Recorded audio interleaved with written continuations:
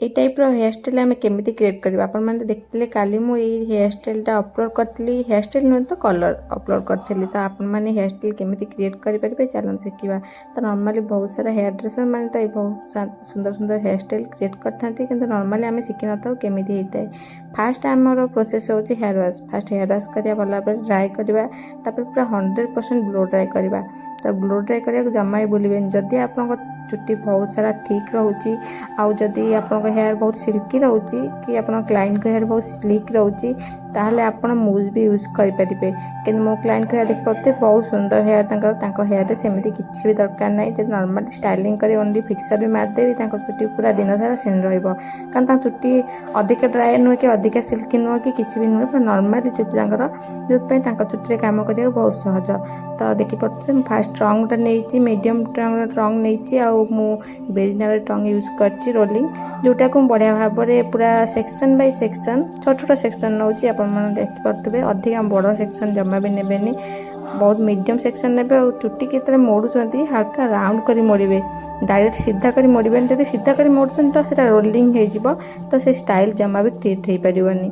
तो रोलिंग हो गले से स्टाइल हो पारनी अलग टाइप स्टाइल हम। तो आम हल्का हल्का फिंगर ताको मोड़िकी राउंड कले आमर पूरा परफेक्टली से लुकटा आसता है। तो आप मैंने ध्यान देकी देखूँ केमी मु रोलिंग करुच्ची। तो यहाँ रोलिंग कर टेक्निक अलग अच्छी। तो आम रोलिंग कर सारा होल्ड करवा 1 ରୁ 2 मिनट परिका हल्का होल्ड करवा 1 ରୁ 2 मिनट होल्ड कलापर 60 सेकेंड परिका होल्ड कलापर छाड़ा किंतु खोलिकी छाड़ानी एमती रखीदे गोटे जगार जदि आपकी सुविधा ना एमती रहा टाइप चेयर ताला आप सेक्शन क्लिप भी यूज करेंगे। सेक्शन क्लिप रे ताको होल्ड करने लास्ट को ताको खोलिबे जेमती से लुकटा परफेक्टली आसीबो। तो आपण मैंने देखिए मुझे केमती स्टैंडली कर रखी दूसरी जमीन खोली जीवन सांगे सांगे आ लुकटा पूरा परफेक्टली आमर आसो जमी आम चाहूँ से लुकटा पूरा परफेक्टली आसो। तो बहुत सारा हेयर स्टाइलिस्ट आमर हेयर स्टाइल क्रिएट करती आमको बुझाती भी किंतु बहुत लोग अच्छे जोटा कि बुझीपारती परफेक्टली से टाइप कर्लटा आसेनी। तो ओपन आउट कर्ल्स टाइप से कर्ल्सटा रोचे तो बहुत सुंदर लुक रहे। नॉर्मली बहुत पिला से कर्लटा करने पसंद करती कारण हेयरटा बहुत ठीक देखाई थाए पतला हेयर भी बहुत भल देखाई थाए जोटा मोटा हेयर भी से बहुत सुंदर लगी थाए। तो नॉर्मली आम से हेयर स्टाइल केमी कर घरे तो ये मुझे देखी तो मुझे किसी भी यूज करनी मूज वगैरह कि डस्टिंग पाउडर किसी भी यूज करनी नॉर्मल हेयर कर ओनली मु हेयर को ब्लो ड्राई करी भल भाव में। तो भल भाव ब्लो ड्राई पर आम रोलिंग स्टार्ट करचे। तो प्रत्येक रोलिंग पर आप चाहिए फिक्सर भी यूज करेंगे फिक्सर यूज करके आप होल्ड करेंगे गोटे सेक्शन क्लिप द्वारा। तो देखते हैं बढ़िया भाव में रोलिंग कर तो पूरा हेयर को मुझे सेम टेक्निक रे रोलिंग करने भी तो मु मीडियम रू ही करुँची पूरा लेंथ रे मु सेम टेक्निक रे रोलिंग कर।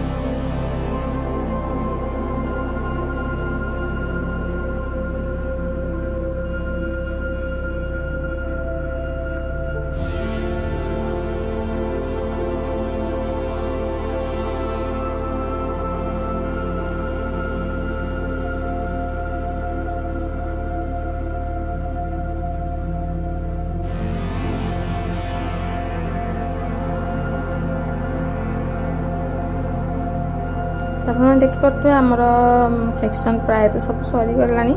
ତ ମୁଁ ଲାଷ୍ଟ ସେକ୍ସନ୍କୁ ବି ସେମ୍ ଟେକ୍ନିକ୍ରେ ପୁରା ବଢ଼ିଆ ସେ କରି ନେଇଛି। ଏବେ ଆମର ଲାଷ୍ଟ ସେକ୍ସନ୍ଟା ରହିଛି ତାକୁ ପୁରା ବଢ଼ିଆ ସେ କରିଦେବି ପୁରା ଭଲସେ ରୋଲିଂ। ତ ଆପଣ ଦେଖିପାରୁଥିବେ ମୁଁ ଯେତେବେଳେ ତାକୁ ରାଉଣ୍ଡ କରୁଛି ତ ଫିଙ୍ଗରରେ ତାକୁ ହାଲକା ହାଲକା ତାକୁ ମୁଭି କରିନେଉଛି ଯେମିତି ସେଇଟା ମୁଡ଼ିଲା ଟାଇପ୍ରେ ଟିକେ ହାଲକା ମୋଡ଼ି ହେଇକି ଚୁଟିଟା ତାପରେ ମୋଡ଼ି ହେବ, ଯେମିତିକି ଆମର ପରଫେକ୍ଟଲି ସେ ଷ୍ଟାଇଲିଂଟା ପୁରା ହେବ।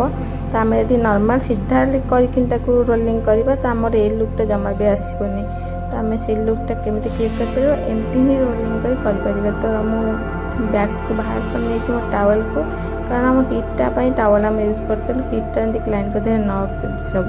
ତ ଆପଣ ଚାହିଁବେ ଯଦି ଜିକମ୍ ୟୁଜ୍ କରିପାରିବେ, ବଡ଼ ବଡ଼ ମୋଟା ଦାନ୍ତ ବାଲା ପାନିଆ ୟୁଜ୍ କରିପାରିବେ, ନହେଲେ ଆପଣ ଫିଙ୍ଗରରେ ଏମିତି ହାଲକା ହାଲକା ତାକୁ ଖୋଲି ପାରିବେ।